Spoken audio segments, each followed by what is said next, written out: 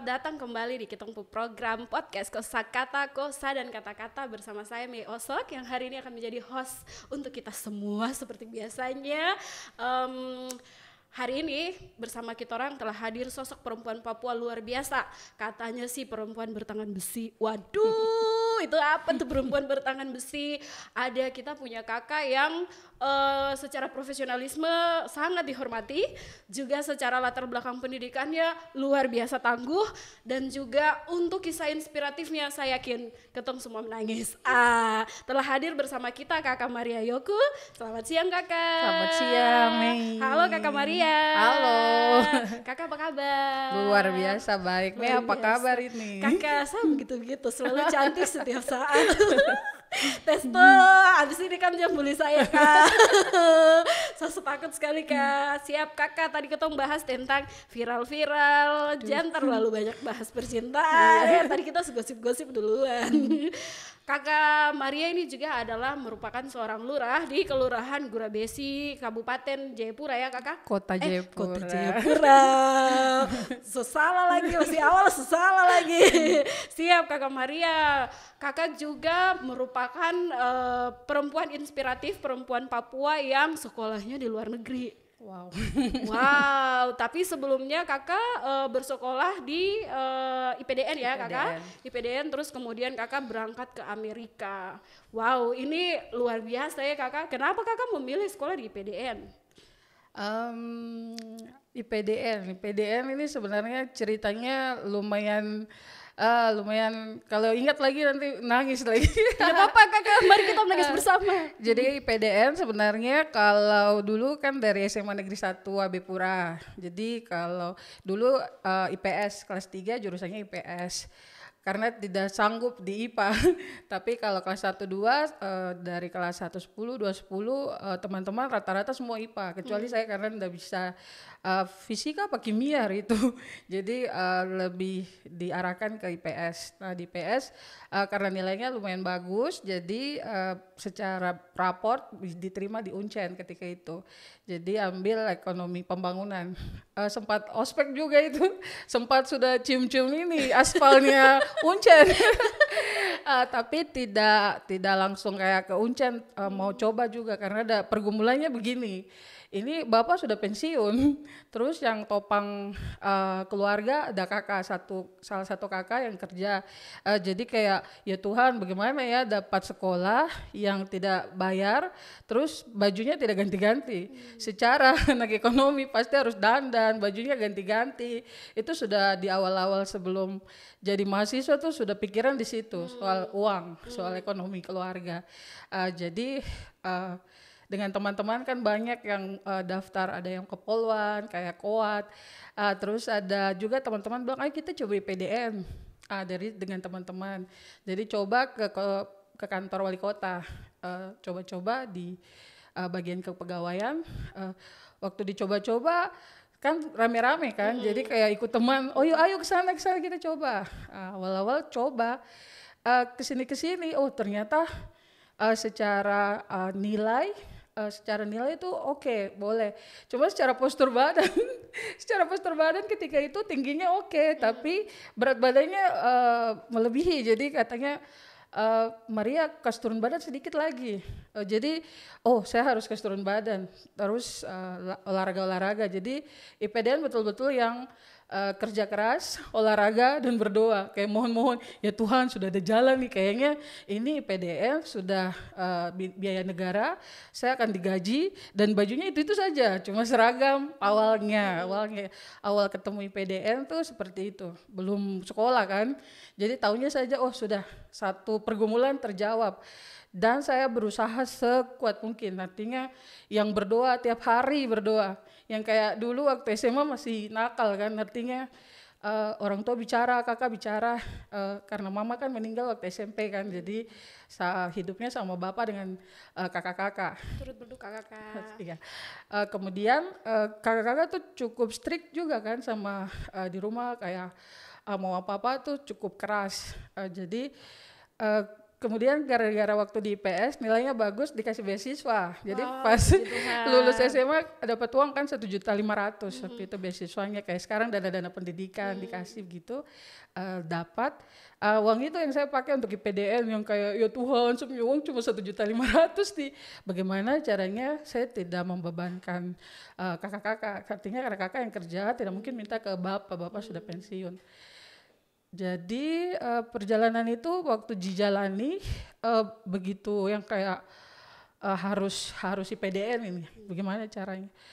Cerita yang paling menyedihkannya itu adalah kan ada 8 kali tes, 8 tahap lah istilahnya. Setiap tes itu kan ada berita kan di RRI kan waktu itu.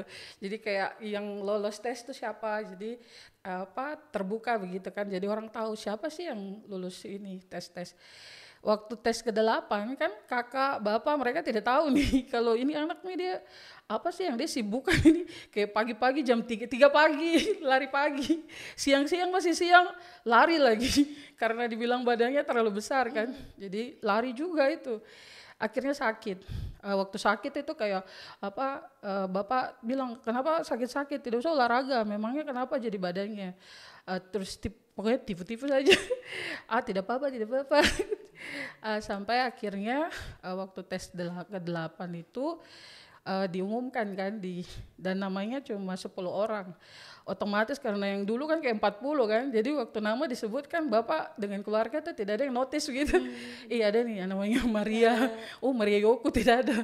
Tapi pas ke-10, langsung bukan bapak sih, teman-temannya bapak di kompleks malahan. Jadi kayak orang-orang tua di kompleks duduk, terus pas pulang dari Pantohir itu kan malam kan, sekitar maghrib lewat jam-jam 6. Dia pulang tuh kayak sudah lesu, tapi lihat bapak kesana langsung jalan tegap. Supaya tidak ada, maksudnya mungkin nanti bapak bilang apa di jalan kayak selamat sore om, kayak kan ada bapak teman-teman. Ternyata mereka bilang, Pak Yoko itu Mia dia ada ikut tes IPDN. Jadi kayak bapak bilang terada, anak tuh tertahu dia sibuk apa, hari-hari ada saya di kegiatan, so sibuk. Kemudian terus bapak pulang kan, jadi kan ada RRI yang jam 6-nya itu. Jadi pulang tuh betul-betul kayak bapak setel radio tuh RRI pengumuman nama-nama anak yang lulus ini seleksi untuk lanjut. Jadi namanya ada terus pulang kan, jadi kayak ini kalau bapak setelah, jadi bapak kayak bilang kok sini dulu. Ini kok ikut tes gini. Kalau secara ini pasti orang tua kan bangga kan, dia punya anak, terus teman-temannya mungkin anaknya tidak ada yang lulus begitu, kenapa anaknya bisa. Itu jadi kayak bapak tuh percayanya tuh bapak tuh bangga, cuman kalimat yang keluar jadi pemicu saya untuk lebih berusaha lagi. Lebih berusaha artinya karena ini seorang tua sudah tahu, terus kata-katanya kayak begini. Zaman itu ya, kayak IPDN kayak sesuatu yang wow gitu. Ketika di tahun 2006 jarang kayak satu-satu begitu, kayak di kompleksnya kami tinggal kan di Pemda 2. Jadi bapak tuh bilangnya kayak saya ini bukan pejabat, saya tidak ada punya uang untuk masukkan kamu ke sana, jadi kamu jangan terlalu berharap gitu. Ketika itu kalau ingat beliau kata-kata tuh memang ketika itu jadi tidak langsung kayak bapak nih begini-gini, tidak juga, cuma diam saja karena dari tahap awal tuh kan waktu tembus langsung kayak berdoa nih. Ini lihat anak-anak nakal ini, anak nakal tiba-tiba karena mau sesuatu jadi kayak Tuhan tolong. Itu setelah lulus, jadi kayak Tuhan kalau saya lulus tahap 2 pasti nanti tahap 3 dan seterusnya Tuhan lancarkan. Jadi kayak betul-betul yang tidak melawan, tidak nakal, disuruh kayak cuci piring 1 hari 10 kali juga saya langsung cuci aja. Karena aduh Tuhan pokoknya saya akan jadi anak baik. Ini cerita lucunya, tapi yang sedihnya memang kata-kata orang tua. Jadi beliau sampaikan kamu jangan berharap, saya cuma kan bapak pensiun golongan 3D. Bayangkan di usia saya sekarang saya juga golongan 3D, tapi saya masih umur segini 30-an, tapi saya punya bapak pensiun dengan golongan 3C, dan karena pensiun dikasih kayak penganugerahan gitu, kayak penghargaan dari ini, jadi kan naik satu level, jadi pensiunnya 3D. Itu saya capai di usia ini. Jadi bapak tuh yang betul-betul seorang bapak yang sangat sederhana, baik, dan tapi itu mungkin karena pergumulannya dengan Tuhan ya, tidak dengan teman, tidak dengan keluarga, akhirnya langsung kayak saya harus buktikan begitu ke bapak. Jadi pemicunya tambah lagi. Dulu pemicunya kan cuma supaya tidak bayar uang sekolah dan pakaian. Sekarang pemicunya harus semoga bisa masuk dan patahkan bapak punya kata-kata tuh kalau anaknya bisa begitu. Dan itu berjalan dengan baik. Jadi kayak tadi sudah bilang, sudah ospek cium-cium aspalnya fakultas ini ekonomi Uncen. Itu betul-betul yang kayak, atau ini ada kakak yang suruh bawa foto paling jelek. Itu anak mungkin karena remaja kan, maksudnya dari SMA ke kuliah kan. Itu yang bikin muka jelek waktu foto tuh kayak so cantik yang kayak macam aduh, baru sama foto tuh yang betul-betul yang polos kan, jadi kayak muka jelek sih. Akhirnya saya punya foto tuh dijadikan kayak bahan bulian begitu. Ini kalau mau foto jelek tuh yang begini. Terus saya lihat, kenapa saya punya yang begini? Terus lihat teman-teman tuh yang kayak foto jeleknya itu kayak gini atau keluarkan lidah, saya bilang astaga. Jadi punya cerita lucu dengan fakultas Uncen juga, sempat kuliah seminggu juga. Kemudian baru nama keluar. Nama waktu keluar pun 2 hari sebelum berangkat dikasih tahu sama teman yang sama-sama lolos. Teman dia datang, namanya Desi Kambuaya, punya konco. Sekarang dia tugas di provinsi. Desi datang terus kasih tahu, Maria, saya ada bawa berita bagus. Kabar baik dan kabar buruk. Biasa kan teman-teman kalau tahu, kok pilih kabar mana, baik dulu kabur. Jadi lucu. Jadi Desi datang langsung bilang, kok pilih mana? Jadi pilih, yang buruk aja dulu sudah, biar maksudnya sedih-sedih dulu baru baik. Jadi pas dia berita buruknya, dia bilang begini, berita buruknya aku tidak bisa kuliah lagi di Uncen. Justru bilang, kenapa? Soalnya kita sama, dia akuntansi, sama-sama uspek, sama-sama disiksa. Terus dia ke akuntansi, ya saya ke ekonomi pembangunan. Berita buruknya sudah bisa sekolah di Uncen lah. Justru kenapa? Kita ada bikin masalah. Terus dia sampaikan, itu kabar buruk. Kabar baiknya kita dua diterima di PDN. Wih, yang langsung kayak, betul kak. Iya, ini langsung sumber terpercaya. Karena Desi yang bilang pasti benar. Jadi sudah habis itu, giliran sekarang mau kasih tahu keluarga, dan herannya hari itu tuh keluarga besar semua kumpul. Kan punya kakak sudah menikah, tinggal di AB kan. Jadi tapi waktu hari itu kayak semua anak-anaknya bapak, kakak-kakak tuh kumpul, cucu-cucunya bapak juga di rumah. Jadi bayangkan artinya tidak berharap. Dulu tuh tidak berharap, artinya sudah berdoa tapi tidak yang kayak, Tuhan, saya sudah berdoa, Yesus sudah tidak nakal, Yesus sudah cuci piring. Pokoknya saya harus ini tembus, tidak juga. Kayak berserah, artinya sudah kayak kan di Alkitab bilang, kerjakan kita bagian aja, sisanya biarkan Tuhan yang kerjakan. Jadi betul-betul yang kayak, saya tembus PDN, bagaimana nih? Jadi bingung, sekarang bagaimana cara kasih tahu ke rumah ya? Aduh. Jadi sama Desi tuh duduk dulu di depan rumah. Terus dia bilang, kok pikir apa? Saya bingung. Bingung cara kasih tahu nih bagaimana. Kasih tahu saja sudah. Jadi kayak di rumah tuh semua orang lagi ketawa-ketawa kan, kumpul keluarga, ya hahi di dalam.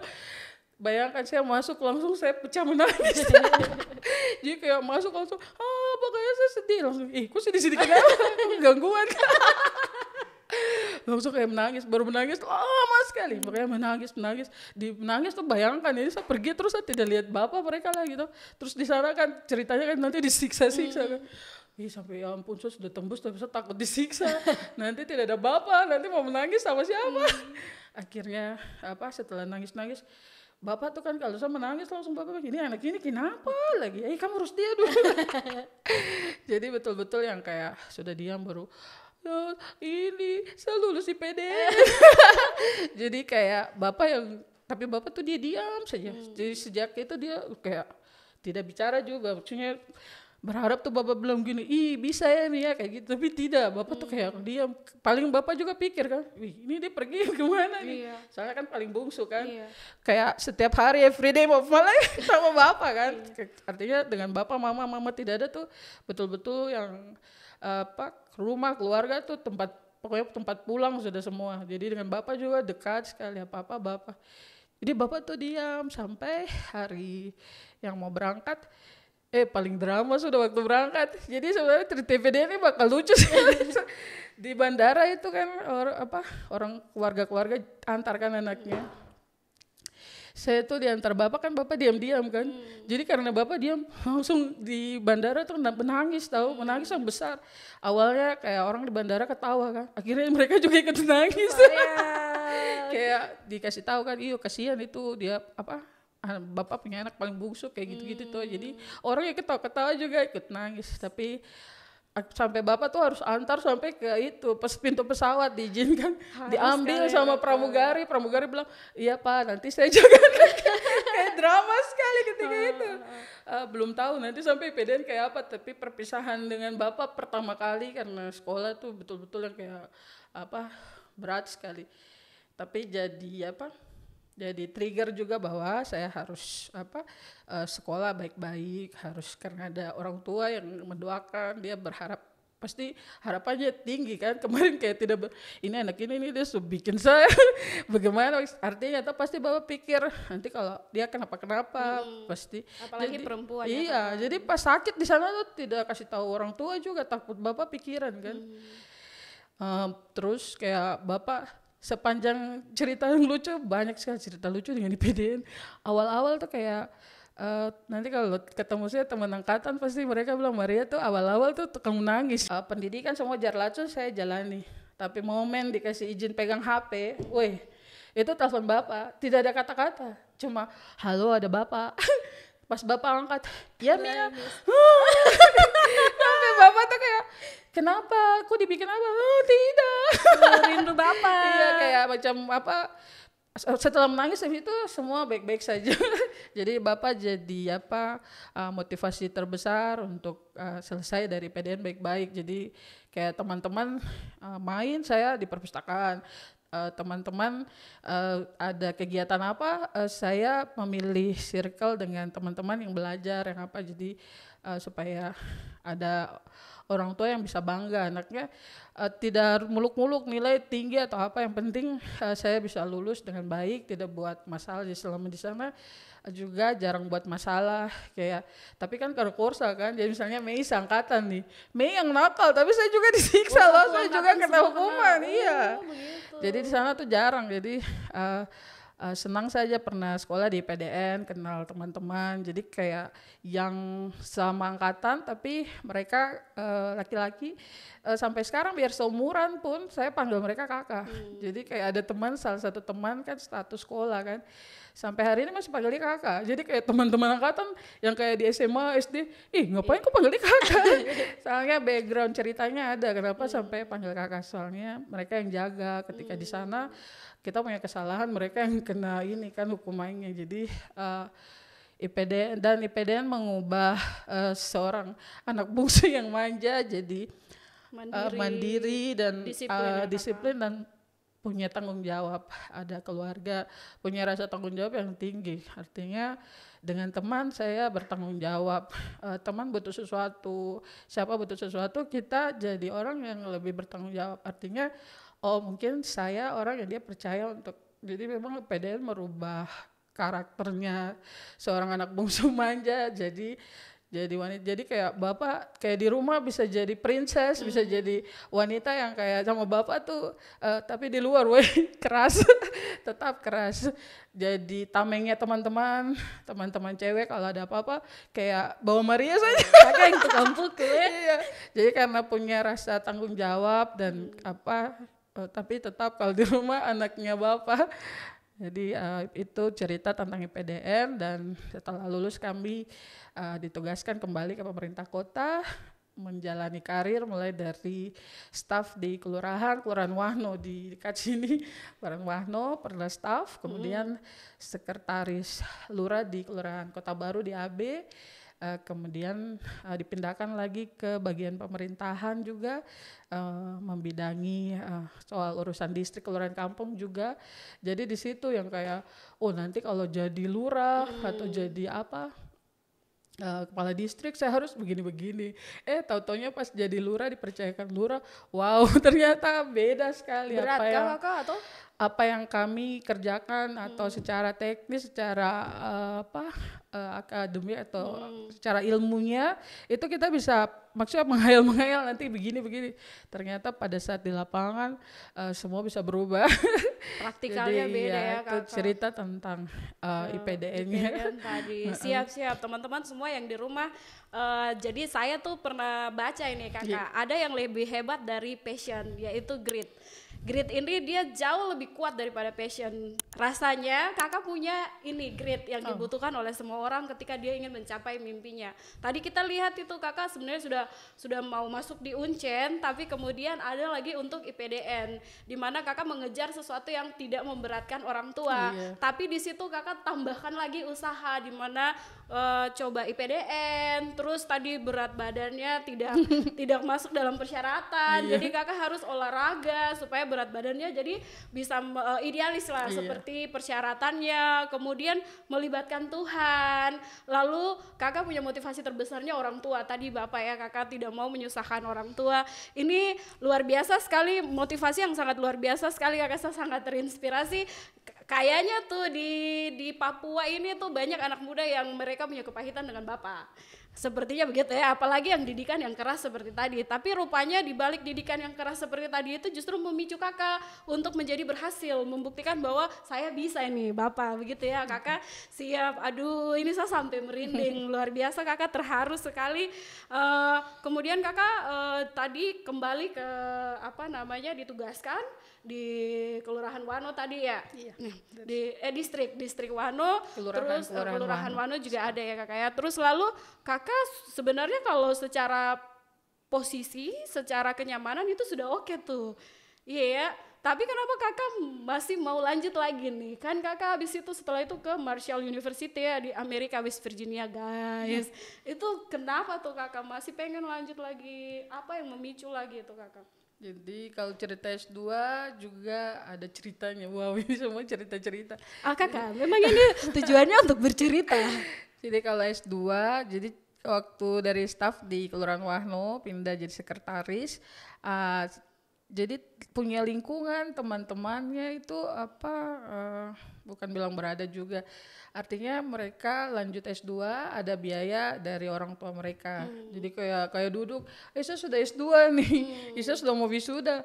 Akhirnya kayak saya kan sudah pegawai kan, saya bisa urus diri sendiri, gaya-gaya nih, saya bisa urus diri sendiri. Nanti saya kredit, terus saya pergi S2 di Uncen juga. Kredit. Iya dulu tahun 2012. Dan itu ada beberapa teman-teman juga, kakak-kakak senior juga ada yang sama-sama mau lanjut di MAP Uncen. Jadi saya nih dengan Uncen ini kita tidak berjodoh. Jadi kayak yang waktu mau S1 tidak jodoh, akhirnya direbut oleh IPDN. Nah S2 ini sama nih, lihat ceritanya sama, Uncen juga, aduh maafkan saya Uncen, tetap sarangnya aja. Jadi kalau 2012 kredit pegawai diam-diam dari orang tua, dari kakak, pokoknya diam-diam, takut kena marah kan, ini ngapain masih muda, masih ini kredit-kredit.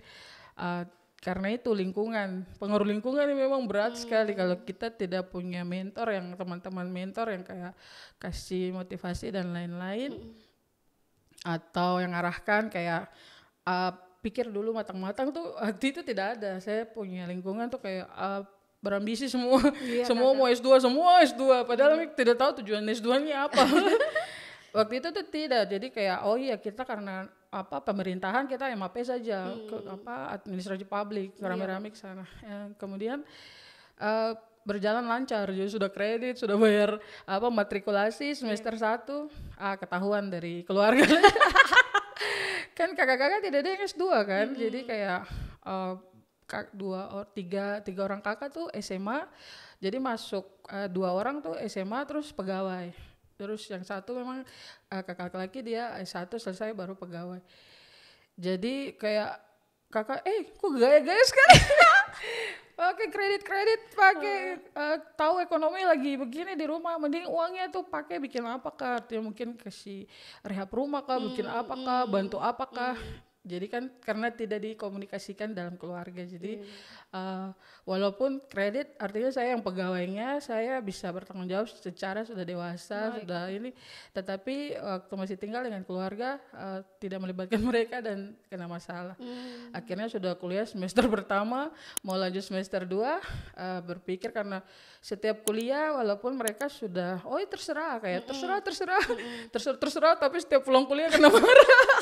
Kayak setiap pulang kuliah tetap saja kayak ada saja yang digerutukan kayak gaya sekali gini tiap hari kan. Jadi sudahlah, tidak usah. Jadi akhirnya tidak jadi S2. Dan pikiran saya tuh mungkin satu keluarga nih kita satu-satu saja apa. Kayak bapak kan juga tidak yang kayak ambisi sekali toh. Iya, kan ada keluarga yang betul-betul ambisi. Nak abis ini kamu harus S2 ya, nanti kita cari caranya. Kalau saya bapak tidak, selesai langsung kerja, sudah tenang di situ, tidak usah macam-macam. Terima gaji ya kakak. Yang penting itu sudah oke menurut bapak. Jadi bapak tidak sesuatu yang harus jadi apa-apa. Tidak, bapak tidak seperti itu. Jadi saya tumbuh di lingkungan yang menurut saya ketika itu kita terlalu biasa dan biasa-biasa juga hidup kok kayak begitu dulu. Jadi kemudian tidak jadi, dan pikiran saya tidak akan lanjut S2 tuh dari 2012 tuh. Saya bilang tertahu kapan S2, mungkin juga tidak, kas tinggal sudah, yang penting sudah pegawai, sudah bekerja. Sudah cukup lah. Artinya passion anak IPDN-nya kan dalam pekerjaan kan tidak kalah juga kan, artinya kerja di kelurahan apalagi bertemu masyarakat, jadi itu yang kayak bukan 9 to 5 lagi, kita bisa yang malam atau kapanpun dibutuhkan masyarakat kita pasti hadir. Jadi betul-betul menikmati karir sebagai lulusan IPDN sebagai PNS. Jadi ketemu LPDP ini pas di 2015. Oh, itu beasiswa LPDP ya kakak? Iya. Siap. Kenapa jadinya ada jalan, ternyata Maria ternyata kamu ada jalan. Jadi itu pun betul-betul yang kayak pekerjaan tapi mumet, kayak banyak ide di kepala. Secara anak muda kan kita pasti banyak sekali kayak lihat sesuatu ini harus bikin begini, harus begini. Tetapi cara merajut benang-benang kusut di dalam kepala itu merajut benang-benang kusut di dalam kepala itu tuh ternyata perlu ilmu, perlu penambah ilmu. Jadi kayak ya Tuhan, kayak kasih saya diklat apakah supaya yang mumet nih, ide-ide ini bisa kayak dalam tulisan, atau pokoknya saya butuh satu ilmu atau berapa ilmu, yang penting saya perlu pengembangan diri. Kayaknya saya tidak bisa maksimal kalau saya tidak ditambah ilmu nih. Tapi tidak kakak merasa menambah ilmu itu untuk melengkapi yang sudah ada ya kakak. Karena betul. Anak muda pasti nanti kan macam kayak saya dengan Mei generasinya beda. Generasi saya apa yang saya pikir tuh beda. Nanti generasinya Mei dengan teman-teman tuh beda juga. Jadi kayak saya ketika itu dengan teman-teman yang beda generasi, kami punya pemikiran tentang satu isu tuh beda, sangat beda. Jadi betul-betul yang kayak Tuhan, kepala mau pijat. Jadi dan dikasih jalan ketika itu kayak ada satu tulisan kan kayak cara supaya otakmu tidak akan meledak itu. Caranya adalah kamu harus belajar beberapa bahasa. Waktu baca-baca itu tidak lama kemudian di Facebook tuh ada pengumuman kalau BPSDM nih, Kota Raja BPSDM Provinsi Papua, mereka buka kelas kursus bahasa Inggris. Lihat sejalan gitu kayak lagi pusing, terus lihat kata-kata motivasi untuk cara supaya kepala jangan meledak adalah belajar bahasa 2 bahasa 3 bahasa supaya kejatuhan durian. Iya, jadi kayak langsung kayak bertahap. Dan paling lucu lagi kan tanya teman-teman kan, tahu tidak ada informasi ini? Terus beberapa teman yang mereka sudah tahu, mereka bilang, tidak, kita tidak tahu. Iya ya, kenapa begitu ya? Ada teman-teman, teman-teman tidak boleh begitu. Informasi itu harus disebar-sebar, sama-sama naik gitu ya kakak. Jadi pada saat waktu masuk ke kelas, kan ada placement test dulu kan, karena kelas bahasa Inggris, ada apa TOEFL, apa placement testnya tuh TOEFL. Jadi kita datang. Jadi pas datang tuh teman-teman itu ada di sana kan. Jadi kayak mereka sudah duduk depan-depannya. Saya di belakang, saya bilang astaga.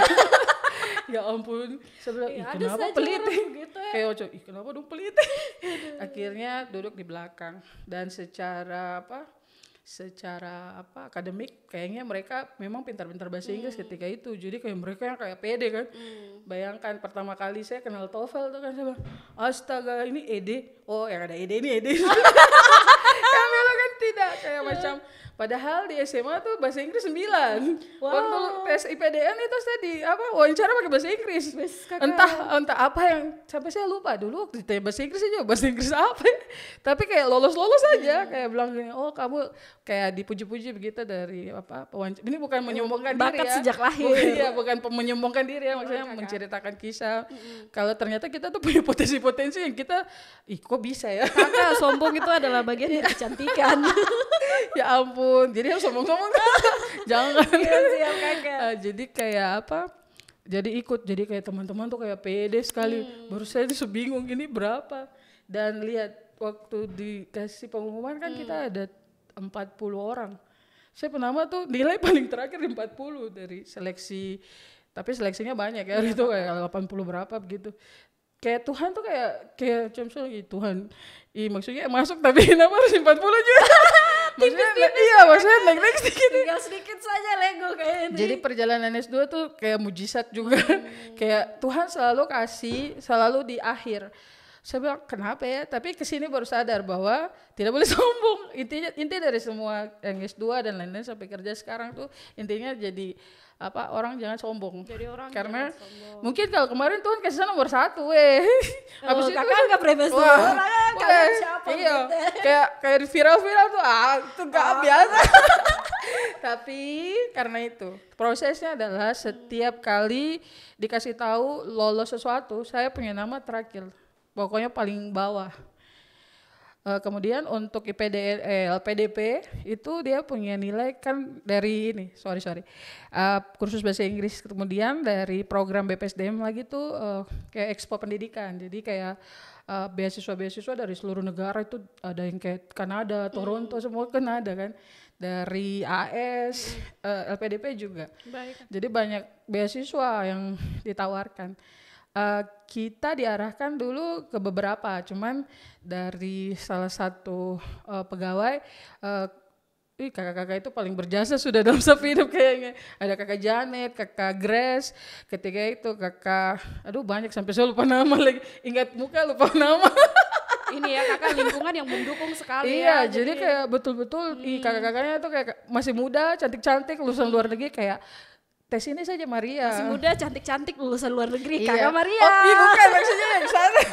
Siap kakak. Jadi kayak ini, kakaknya yang bilang Maria tes ini kayak gini, bawa ini ya. Nanti Maria bawa ini yang ini. Jadi kayak sambil ikut-ikut kan, tidak berharap karena bayangkan nilai paling jelek TOEFL berapa tuh? Saya lupa berapa, yang jelas dari 40 anak nomor 40. Nomor 40 untuk tes TOEFL tadi, iya, tapi kemudian placement test tapi masuk. Artinya masuk tapi les, jadi kayak harus belajar yang giat. Sosokan. Jangan sosokan. Bayangkan kerja terus minta izin bos, terus pergi ikut kursus. Bayangkan beberapa pekerjaan saya tinggal, jadi pulang tuh bayangkan sudah kepala sudah bingung kan, kerja ini mau bagaimana, bos marah, terus harus pikir bahasa Inggris. Iya, berarti ini ya kakak, artinya kakak punya manajemen waktu bagus. Jadi kakak bisa bagi antara pekerjaan, lalu kemudian kakak punya mimpi, jadi jalannya seimbang. Sebenarnya tidak juga ya? Itu terpaksa. Itu terpaksa. Mau tidak mau harus dijalani. Kalau tidak mau ya jadi biasa-biasa aja. Katakanlah itu kalimat orang rendah hati ya. Sebenarnya tidak, itu terpaksa. Padahal sebenarnya mungkin saja pada saat itu memang benar kakak karena niat, keinginan, terus jadinya bagi waktu jadi seimbang pekerjaan, terus kemudian mimpinya begitu. Kakak. Tapi berhutang budi betul sama bos, jadi bos tuh kayak saya bikin dia marah terus. Siap, terima kasih bosnya Kak Maria. Bapak bos marah sampai dalam perjalanannya kita dikasih dari agen tuh ada 6 bulan kita belajar bahasa Inggris. Lucunya yang IELTS lagi. Jadi mau ke beasiswa LPDP kan harus IELTS. Puji Tuhan sekarang 2022 kan sudah ditiadakan ditiadakan kan beasiswa putra-putri Papua, jalur afirmasinya LPDP ditiadakan. Jadi kalau ditiadakan IELTS-nya jadinya? Mereka tidak perlu syarat bahasa. Oh, kalau saya dulu ada. Oh iya, iya. Jadi itu yang kayak waktu di kelas pekerjaan dapat marah apa semua kan. Jadi dia punya inti adalah berdoa. Inti adalah berdoa. Kayak Tuhan, saya tidak bisa tapi pokoknya 5, yang penting 5 aja. Kayak Tuhan 5 ya, pokoknya Tuhan 5 ya, sama kayak begitu. Tahu-taunya pada saat ambil hasil tuh kan ke kantor gubernur sana kan, di biro Otsus atau apa gitu. Jadi kayak pergi. Waktu teman-teman yang lain buka tuh kan langsung kayak bukan situ. Saya tidak. Saya pergi jauh-jauh ke bawah pohon. Tuhan semua itu cerita lucunya, ini cerita lucu. Kayak tidak pede kan. Jadi kayak di bawah pohon, Tuhan pokoknya 5 kah. Terserah, kalau tidak juga terapa-apa, berarti bukan waktunya. Tapi saya mohon 5. Tetap. Jadi pas buka tuh baru buka kayak film-film tuh yang kayak pelan-pelan. Aduh, nilai ada di mana kan, nilai apa, kalau poin kan di bawah kan. Jadi kayak yang di atas, nama apa. Aduh 5 sudah. Jadi pas sudah, saya tertawa besar sekali kan. Kakak. Terus jadi kayak buka pelan-pelan gini. Aduh, mau sampai yang angka 5 tuh kayak tua 5 sudah. Ternyata kakak ternyata 5. Jadi pas 5. Jadi yang langsung pertama adalah air mata, ya Tuhan. Terima kasih ya. Jadi kakak kalau untuk tes IELTS itu kan berarti skornya paling tinggi tuh di 6 apa 7 ya? 7. Kalau kemarin kan untuk beasiswa LPDP syaratnya cuma 5. Jadi 5.0 untuk ke LPDP. Baik. Kemudian kalau untuk sekolah-sekolah tergantung. Kayak untuk ke UGM juga perlu 6,5. 6,5. Iya, dalam negeri juga besar tinggi juga nilai yang diperlukan. Iya. Dia setara US toh. Kalau ke UK baru ke dia 7 ke atas. Tapi untuk ke US dia setara ke UGM. Jadi ke UGM dengan ke US tuh IELTS-nya beda-beda tipis. Siap. Ini maksudnya untuk memperjelas saja. Jadi skor IELTS itu ada dari 1 sampai ke 7 ya kakak tadi. Iya, tapi untuk lolos dalam seleksi-seleksi itu dari 5 ke atas. Baik. Untuk seleksi mau ke luar negeri, ke Australia dulu juga dari kan kita lanjutan short course-nya setelah 6 bulan kita lanjut 3 bulan di Kartin sekaligus untuk daftar untuk kuliah. Jadi kayak sudah daftar LPDP untuk beasiswa luar negeri, tapi ke Kartin sambil kursus bahasa, short course dari itu, sambil harus apply juga ke Kartinnya. Dari agent itu, jadi kayak agent ini yang menentukan, maksudnya dia bantu kan, bantu apply. Jadi kayak teman-teman yang lain kayak mereka kayak linear kan, jadi kayak dari misalnya kayak dari pemerintahan dia ke kebijakan publik. Saya tuh betul-betul kayak 100% silakan Bapak agent atur mau kuliah di mana. Jadi saya punya HR itu bukan saya yang pilih, agent yang atur. Oh, ini padahal satu pertanyaan selanjutnya nih kakak sejawab duluan. Jadi HR itu bukan saya yang pilih, bukan saya yang kayak saya harus HR ini karena Papua butuh HR tuh bukan. Jadi HR tuh betul-betul yang kayak Mbak Maria kita daftari HR. Oh ya silakan Pak. Padahal harus kayak pemerintahan, bisa di kebijakan publik, administrasi publik, yang setahu saya ketika itu. Tapi saya oke-oke aja. Yang penting kuliah di otak. Yang penting kuliah. Ada penambahan ilmu. Iya. Siap. Baik, pokoknya kakak. Ilmu apapun kalau dipelajari itu pasti ada saya manfaatnya kan. Baik, jadi kakak, saya kayak apapun itu terserah. Yang penting saya bisa kuliah. Siap kakak. Ketika itu. Baik. Tapi ternyata di Kartin tidak lolos karena dia by research kan. Bahasa Inggris baru nih saya. Karena bahasa Inggrisnya baru nih. Research apa kuliah nih. Katanya kuliah aja mungkin masih patah-patah, ini sudah by research kan. Artinya penelitian harus sebelah ini apa. Saya bilang sudah tidak usah di Kartin. Sampai itu kan belum dikasih tahu lolos atau tidak. Lolosnya dikasih tahu November.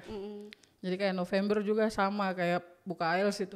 Kayak doa dulu Tuhan, tembus sama. Jadi saya perjalanan tuh lebih ke mujizat dan pengajaran dari Tuhan supaya jangan sombong.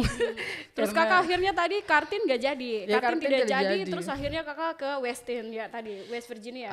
Pulang dulu Desember 2015 pulang 6 bulan tidak sampai 6 bulan Mei dari BPSDM kasih kabar kalau ada kerjasama di US dengan Marshall. Asik. Dengan lihat IELTS-nya yang 5 tadi dipakai lagi ke si US Ke ini. US. Jadi ke US.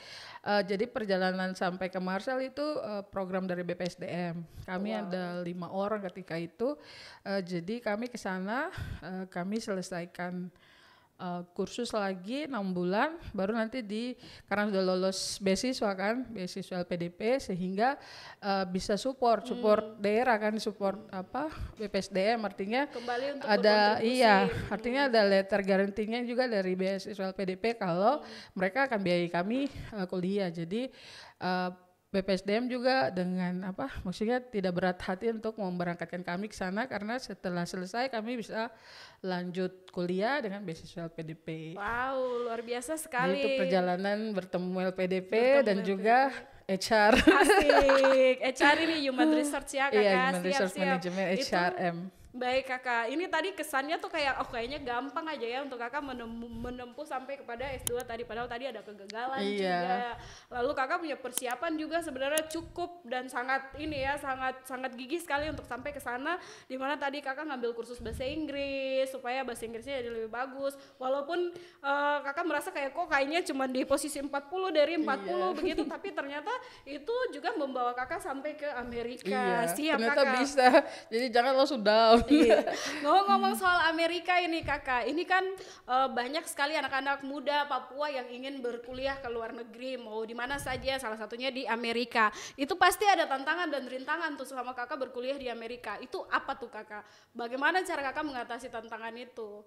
Kehabisan uang kah? Terus apalagi kan sekarang ada masalah tuh yang misalnya beasiswa telat masuk, terus jadinya tidak bisa melanjutkan, tertunda, bisa di DO juga, lalu di DO bagus ya tapi jangan dideportasi gitu. Iya. Aduh itu Jawa itu bagaimana kakak? Awal kesana tuh pasti yang terberat adalah kita takut duluan, kayak nanti bicara mereka ketawa lagi, atau nanti dia bicara apa saya mengerti apa. Nah, itu awal kita takut waktu dari Indonesia waktu mau kesana. Ternyata di lingkungan kampus, artinya itu kan orang-orang berpendidikan, jadi mereka mannernya bagus juga. Jadi menghargai manusia sekali.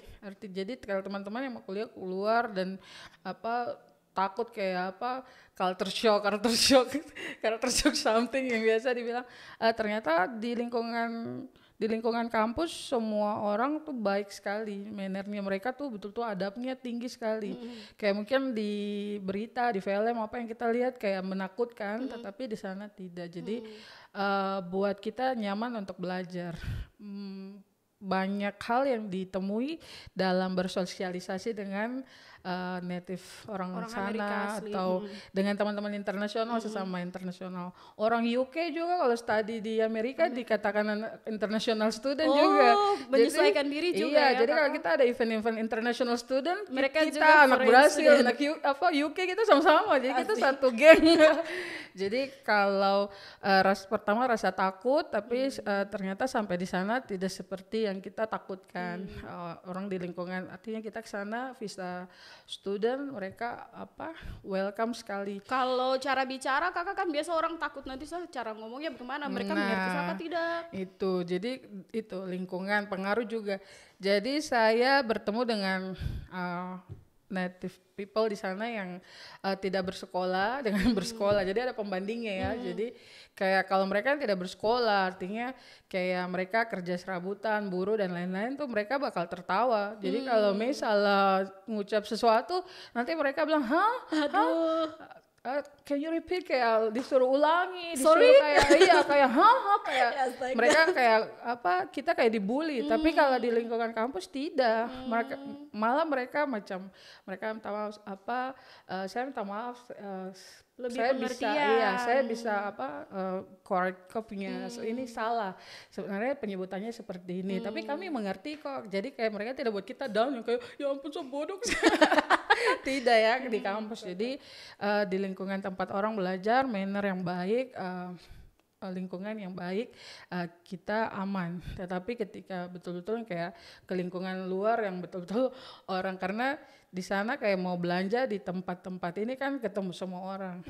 Tapi di sana tuh mannernya baik, jadi kayak ketemu Mei biar tidak kenal kita harus say hi. Berarti katakanlah secara lingkungan kakak diterima ya, Iya, kemudian kita kakak diterima. bisa menyesuaikan Iya, di sana. Jadi sangat. tantangan dan rintangannya tidak yang terlalu Iya. ditakutkan oleh semua orang begitu ya kakak. Teman-teman international student yang dari kayak Vietnam, dari Thailand, dari Taiwan, Cina, Jepang, itu kan sama kan. Jadi kita tuh sering ketawa, kita punya lafal kayak orang Cina, orang apa, kita tuh ketawa sambil bahasa Inggris kita ketawa kayak bilang Maria kok lucu, kok juga lebih lucu. Itu tuh jadi bahan ketawa. Jadi ketemu teman-teman yang baik juga di sana. Jadi apa yang ditakutkan tidak terjadi di sana. Untuk teman-teman semua tidak ada, malah kita jadi banyak teman, jadi banyak koneksi, karena pendidikan di US kan cukup beda, tapi kayaknya tidak juga. Sekarang kan banyak dosen juga, profesor yang betul-betul kayak teman kan. Jadi di sana kayak begitu. Jadi dengan dosen kayak waktu pas tidak mengerti nanti bilang, Maria nanti ketemu saya ya, office hour saya jam sekian, kamu jadi tidak dibantu ya, iya, kakak tidak, jadi didukung sama dosennya. Bukan saya ketemu dia yang betul-betul kayak profesor, ini kayaknya Maria dia tidak mengerti, jadi dibilang, Maria nanti ke kantor, sampai kantor itu diajak dulu kayak, jadi kayaknya mereka pintar secara psikolog juga kayaknya, kayak ahli psikolog. Jadi kayak makan dulu, cerita, tanya-tanya di Papua bagaimana Indonesia, kenapa ada Bali, ada Papua itu. Jadi kita dikasih kayak sudah nyaman, baru dikasih tahu. Kayak di kelas tadi Maria kayaknya kurangnya kesusahan gini, ada masalah apa kayak ini, bisa kasih tahu kayak gini. Jadi nyaman gitu. Wow, keren ya. Jadi kayak bagus kan kalau diterapkan di sini kan. Asik. Iya, ini kayaknya bisa nih profesor, para dosen yang menonton kita punya podcast hari ini, session kali ini tuh bisa mencontoh kayak begini ya. Kalau di Amerika itu ternyata profesor dan mahasiswa itu seperti sahabat. Mungkin gitu tidak ya. semua ya, tapi bukan yang kayak debat saya presiden kemarin iya. ya. Debat calon wakil presiden. Iya, ada betul-betul yang dan, friendly. Okay. Pas dapatnya yang friendly kan, di prodinya bisnis kan. Jadi betul-betul mereka yang kayak orang-orang ekstrovert. Jadi kayak harus ini apapun yang terjadi di luar, mau introvert, tapi dengan kita harus mereka kayak rangkul approach lagi ya di itu. Wah, luar biasa. Semoga sekali. semua dosen seperti itu. Ya, biar nyaman, tapi kalau tidak juga nggak apa-apa kan, pasti ada tujuannya juga. Amin, bukan ini ya paslon. Iya. Siap kakak. Aduh, menarik sekali. Berarti kalau misalnya kuliah ke Amerika, intinya itu adalah komunikatif, terus bisa berusaha untuk keluar dari cangkang, jadi bisa bersosialisasi begitu. Lalu jangan merasa saya tidak bisa begitu ya. Jangan berprasangka buruk dulu. Jangan berprasangka buruk dulu. Ternyata di sana bisa diterima dengan baik. Ngomong-ngomong soal di sana diterima dengan baik, terus kemudian tadi kakak menghadapi tantangan dan rintangan di Amerika, lalu kakak kembali lagi ke tanah Papua nih setelah menyelesaikan studi. Kembali ke tanah Papua, lalu kakak menjadi seorang lurah. Tidak hanya itu saja, kakak menjadi ketua dari Mata Garuda Papua. Wow, itu 2 ya. Sudah secara profesional, terus juga kakak bergabung di organisasi pemuda yang punya dampak juga untuk mensosialisasikan ada beasiswa LPDP buat anak-anak muda Papua. Kakak ini maksudnya apa semuanya kakak mau ada di situ, kakak mau jadi lurah, terus kakak ketua Mata Garuda Papua lagi. Itu kenapa sih kakak mau balik ke tanah Papua? Udah secara pekerjaan iya memang harus kembali, tapi kakak mau lagi ada di Mata Garuda Papua, capek-capek saja kakak. Jadi kalau harus balik Papua, jadi kayak di berita tuh kayak lurah lulusan luar negeri jadi lurah, padahal di balik itu ada proses kayak balik karena PNS. Iya. Anak IPDN harus mengabdi jadi IPDN tarikan keras harus pulang, dan yang tarikan paling keras lagi harus pulang adalah bapak. Selagi bapak, jadi keluarga, terus saya pegawai negeri sipil, saya aparat pemerintah dan beasiswa LPDP syaratnya juga harus balik, Kembali ke jadi tanah pengabdian. Saya belum mengabdi, jadi saya harus pulang dan mengabdi. Jadi pulang ke Papua, pastilah kalau selesai itu kayak saya sudah S2 di luar negeri, saya akan kerja, saya pasti dikasih jabatan yang baik, pokoknya sudah gagah-gagahan. Tapi pastilah kalau kena kutik lagi dari Tuhan hatinya. Jadi pas pulang kayak kan staff lagi kan, pulang terus kembali staff, jadi kayak kenapa saya jadi staff. Jadi hal-hal itu ada ya saya jalani ya. Jadi berarti kakak tidak langsung jadi lurah. Tidak. Jadi kakak S2 dari luar negeri kembali jadi staff lagi. Saya ketemu saya punya bos yang betul-betul didikannya keras, yang militer. Siapa itu mentalnya bagaimana? Iya, jadi kayak pulang kayak saya bilang, ya Tuhan, maksud dari luar negeri saya begini-begini lagi. Itu juga ada loh. Waktu itu awal-awal kayak aduh saya pergi pindah kemana ke Jakarta sana, ke kementerian, saya coba koneksi ke kementerian, pindah itu ada sempat di awal-awal. Jadi berpikir seperti itu. Namun lihat ada saja cara-caranya Tuhan. Jadi memang harus takut Tuhan supaya Tuhan juga kayak kasih ingat-ingat kita gitu. Tapi saya juga tidak terlalu ini ya, bukan yang fanatik yang kayak apa sekali. Aja sama kakak setiap waktu berdoa ke apa kakak? Jadi kayak apa? Oh boleh tuh setiap waktu berdoa ya? Iya harus. Kalau tidak gentar harus dimanapun. Jadi lihat podcast, lihat motivasi ini mereka kasih tahu cerita-cerita. Ada cerita menarik tentang seorang pemuda. Jadi kayak ini kayaknya cerita dong kasih buat saya nih. Seorang pemuda, dia dari lulusan luar negeri, dia kembali, dia mau mengalahkan seorang senior dalam satu corporate itu, organisasi atau dalam pekerjaan itu. Dia seperti ingin mengalahkan, kayak dia dari luar, dia dengan fresh, ilmunya yang fresh sekali, kayak kamu di lulusan ece-ece saja di Indonesia. Cerita itu betul-betul saya jadi terpukul. Kemudian seniornya kasih tahu, mau kau dari luar negeri kah, mau dari luar angkasa kah, mau dari luar dunia baru masuk kah, dengan kau punya ilmu, please kau mulai dari bawah. Kau belajar ilmu yang kau dapat tinggi-tinggi tuh, kau lihat ke bawah dulu, belajar mulai dari bawah lagi. Di situ kan kayak aduh bisa kah tidak ya, kenapa saya harus dengar barang ini ya, kenapa saya harus mulai dari bawah lagi, kan saya sudah di bagian pemerintahan gitu, artinya sudah di atas, ngapain juga turun-turun lagi ke bawah. Tapi itu jadi tamparan juga bahwa ternyata di Papua kan masih butuh anak-anak Papua untuk bangun Papua. Jadi betul-betul setelah itu dari staff diturunkan ke kampung hari itu. Kayak karateker di satu kampung untuk dulu di Koyakoso. Jadi karateker. Koyakoso ini lokasinya di mana? Koyakoso di distrik AB Pura. Jayapura ya. Antara mau masuk ke Koya dengan AB Pantai, tengah-tengah itu Koyakoso. Jadi dulu 6 bulan di situ untuk persiapan pemilihan kepala kampung.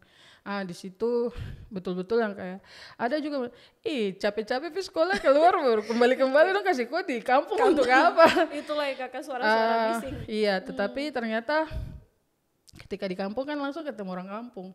Waktu ngobrol sama orang-orang di kampung, walaupun waktu lulus IPDN di kelurahan, ketika di kampung kan sudah beda lagi warganya, warga di kampung, penduduk di kampung, masalah kayak kampung Koyakoso ini seperti apa. Jadi saya bilang ini mungkin supaya belajar lebih lagi.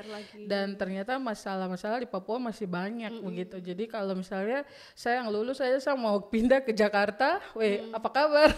Siapa sih yang nanti mau datang? Apakah orang Jakarta yang harus datang rubah Papua?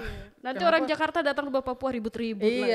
Jadi kayak begitu. Jadi akhirnya mungkin ini sudah jadi dari kampung Koyakoso, kemudian selesai jadi staff lagi, kemudian dipercayakan jadi lurah. Nah itu baru nah pas lurah ini kan di Gorabesi, Mata Garuda ini kantornya nanti kan harus di Kementerian Keuangan perwakilan. Wilayahnya kan di Gorabesi. Jadi kayak semuanya tuh sejalan aja, kayak kayak sudah diatur gitu, kayak Tuhan sudah atur di kelurahan situ, nanti jadi ketua Mata Garuda, alumni para penerima beasiswa, kantornya di situ.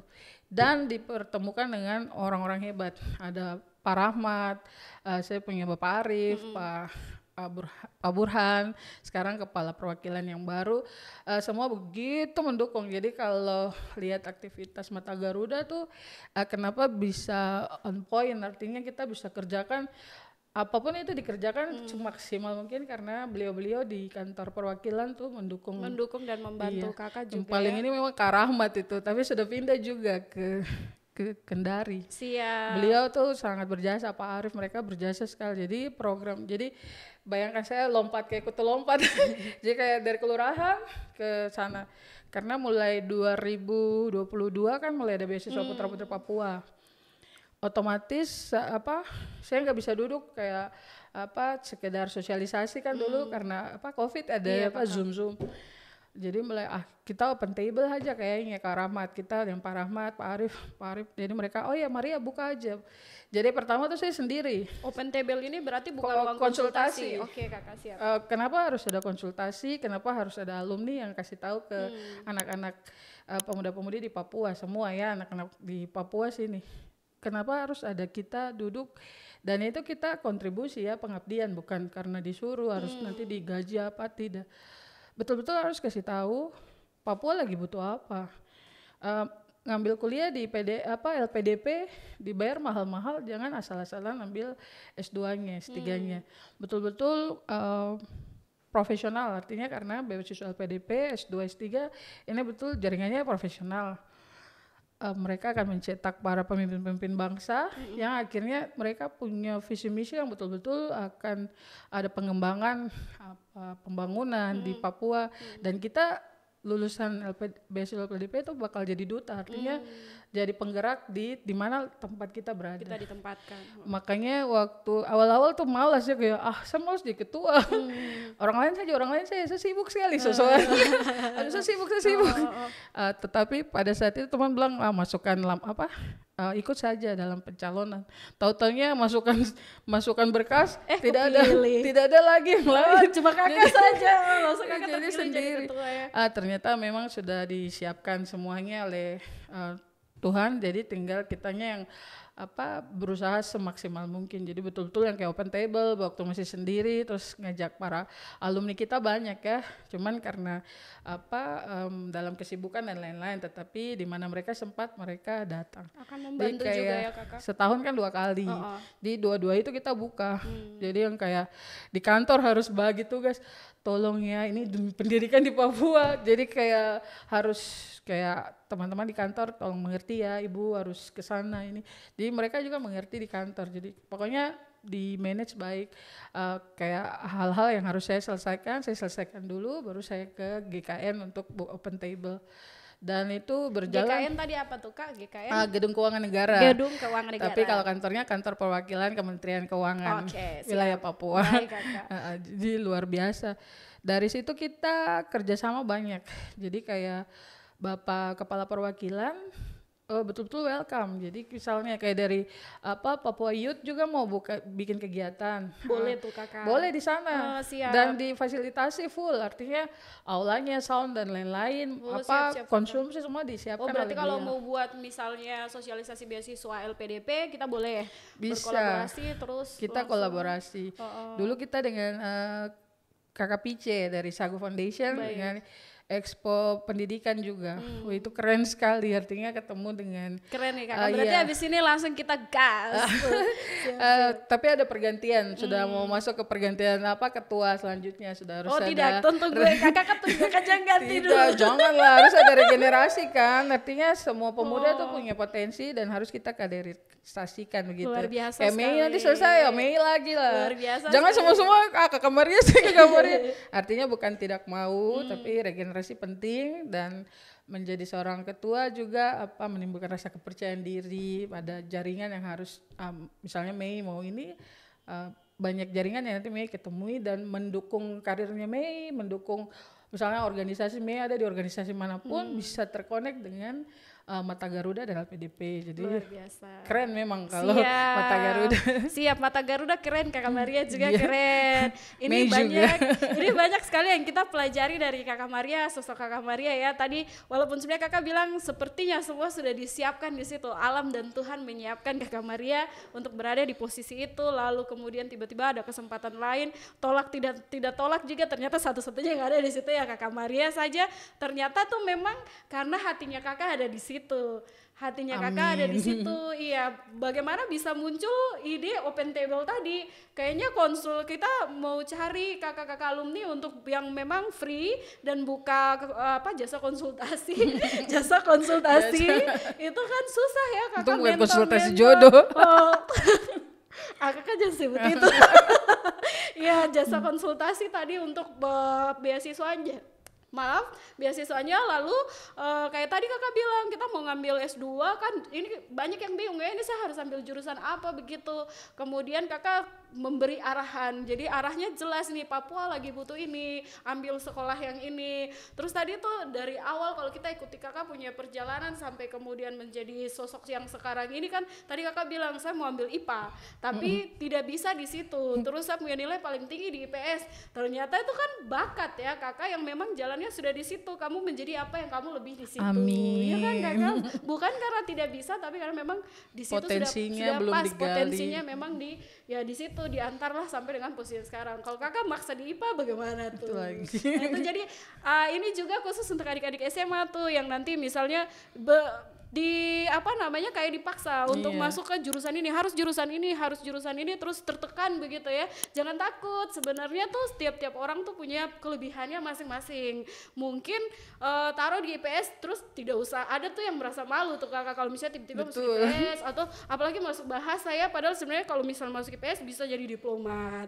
Kalau masuk jurusan bahasa mau jadi diplomas, orang diplomasi. Kalau jurusan IPS bisa bisnis, bisa kayak Kakak sekarang. Jadi sebenarnya masa depan itu kayak sesuatu yang surprise gitu, tapi kita juga bisa menentukan dari sekarang. Yang penting berusaha, belajar, berdoa juga. Siap. Abis ini saya jadi Maria Teguh, ganti Kakak Marga. Gimana Kakak ganti nama? Siap, Kakak Maria. Aduh, luar biasa sekali kita bersyukur ya bisa punya satu sosok inspiratif perempuan Papua yang ada di tanah Papua.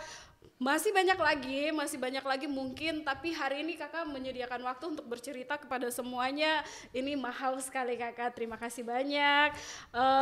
Terakhir Kakak ini, sebagai perempuan muda Papua yang punya karir yang luar biasa, tapi juga punya hati untuk berdedikasi buat tanah Papua, melihat potensi yang ada di tanah Papua, apa yang ingin Kakak sampaikan buat generasi-generasi berikutnya? Bilang Papua aja pasti gimana ya, kita sebagai anak-anak Papua ada generasi-generasi di atas yang punya banyak impian. Artinya pendahulu-pendahulu banyak impian yang mereka mimpikan tentang Papua mau seperti apa.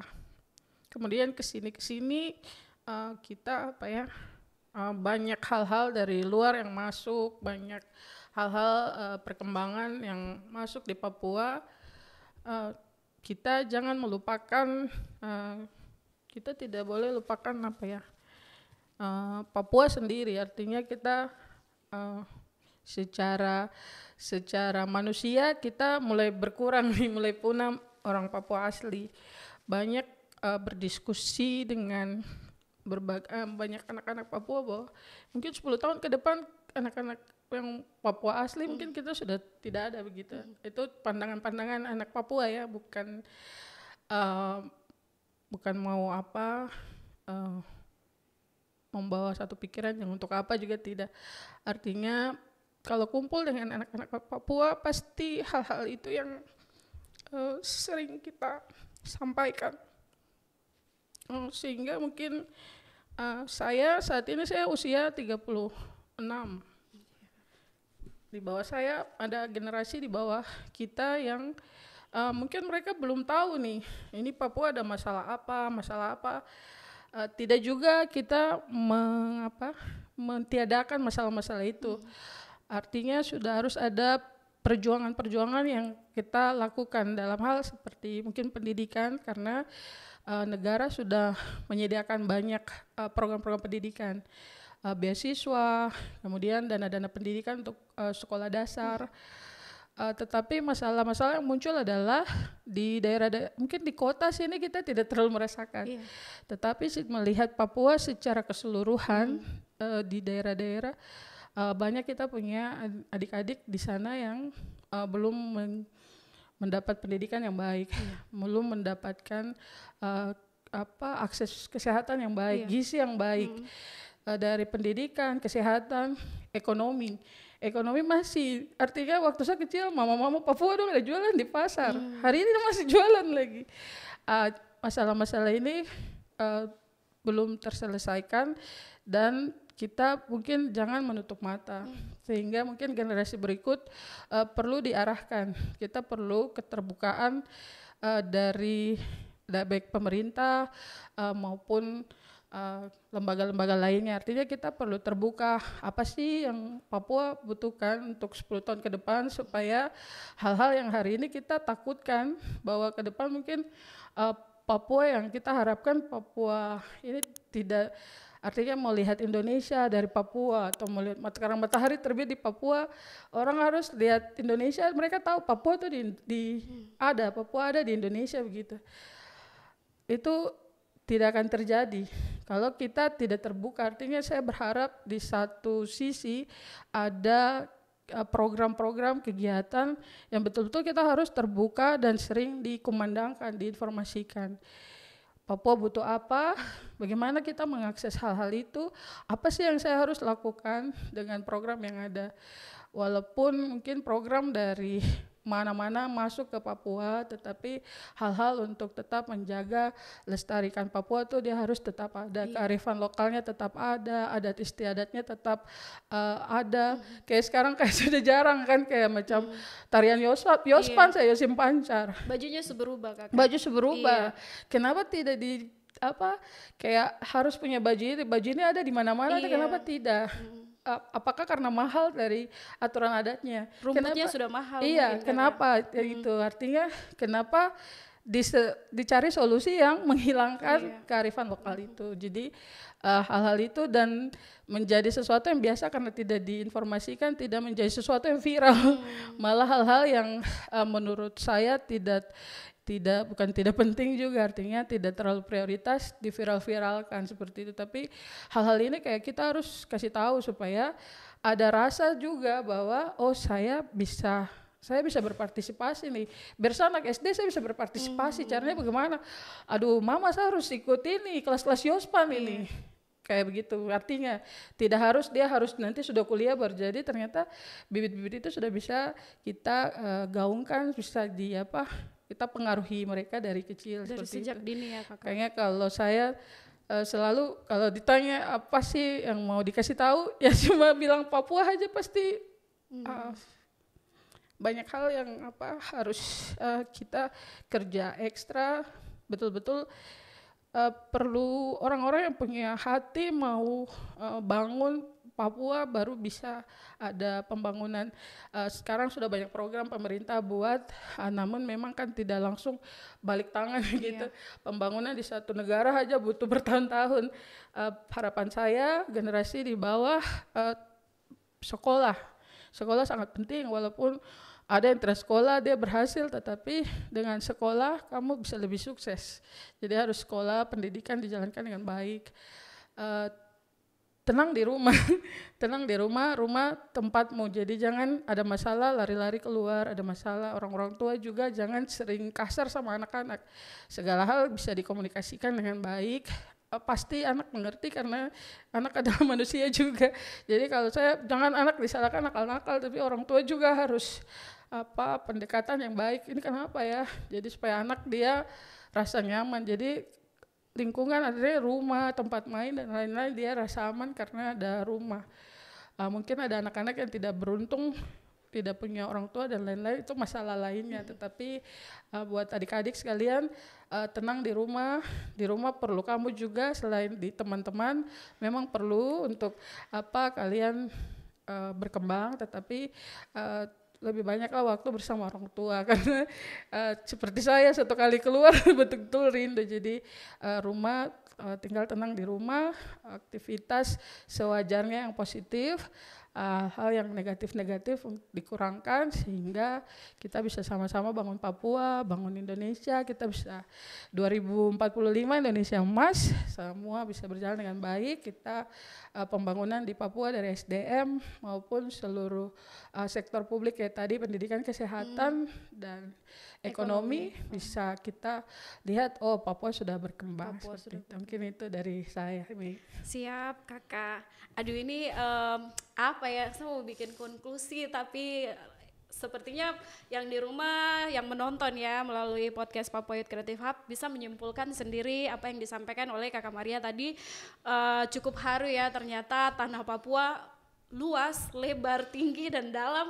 Ada banyak hal di dalam yang memang masih harus menjadi perhatian semua orang, terutama generasi-generasi mendatang di tanah Papua. Saya sendiri juga kakak saya juga ikut memikirkan ini, aduh bagaimana ini, tidak pura-pura ini, biasa nanti orang pikir pura-pura kayak ini, kita ngelucu sedikit kakak. Kakak terima kasih banyak untuk kisah inspiratifnya, terima kasih sudah meluangkan waktu bersama-sama dengan kita. Terima kasih juga untuk teman-teman yang setia mengikuti podcast ini sampai di menit terakhir, sampai saya bilang terima kasih. Oke kakak, kita berdoa kakak semakin sukses, memiliki posisi yang lebih strategis lagi, akan semakin naik dan kemudian bisa berkontribusi lebih luas, lebih besar lagi, lalu akan semakin berdampak, banyak anak-anak muda yang berdampak melalui tangan besinya Kakak Maria. Kakak kalau misalnya teman-teman mau ikuti kakak punya perjalanan atau mau ngikuti kakak lagi giat apa saja itu, kita bisa follow kakak di Instagram kak, kakak menambah sosial media atau Facebook lah. Mungkin karena kakak punya umur sudah tidak muda lagi, jadi kakak, please jangan follow saya. Kakak Punya Instagram, medsos hanya untuk sekedar lihat teman-teman yang lain, tapi mungkin bukan bagian saya di bagian ini Instagram dan lain-lain. Siap kakak. Dia mohon maaf. Baik, tapi kalau kakak begitu punya kantor di Kaluran Grabesi. Kalau mau jumpa bisa ketemu, kita berdiskusi. Baik, kakak juga ucapkan terima kasih buat Papua Youth Creative Hub sudah mengundang, Ade Mei, De Edo, semuanya sudah undang. Saya terima kasih banyak, kiranya apa yang kita diskusikan bisa ada inspirasi. Jika tidak juga ya tidak apa-apa. Ini kakak kita saja semua menangis di sini bersama-sama, ini sedikit lagi Papua Youth Creative Hub tenggelam. Kakak terima kasih banyak teman-teman semua. Jangan lupa ya, nanti ini kita masih banyak sesi-sesi selanjutnya. Jangan lupa terus untuk follow akun YouTube-nya Papua Youth Creative Hub. Nanti kita akan undang lebih banyak lagi kakak-kakak inspiratif dari Papua, dari tanah Papua. Jadi yang mau tahu berita tentang Papua, ada apa saja sih yang lagi happening di Papua, bisa follow akun YouTube-nya, subscribe akun YouTube-nya Papua Youth Creative Hub dan follow Instagram-nya pch.jayapura. Dan jangan lupa follow saya juga. Kamu cari sendiri. Testo. Terima kasih semuanya. Terima kasih Kakak Maria. Selamat beraktivitas.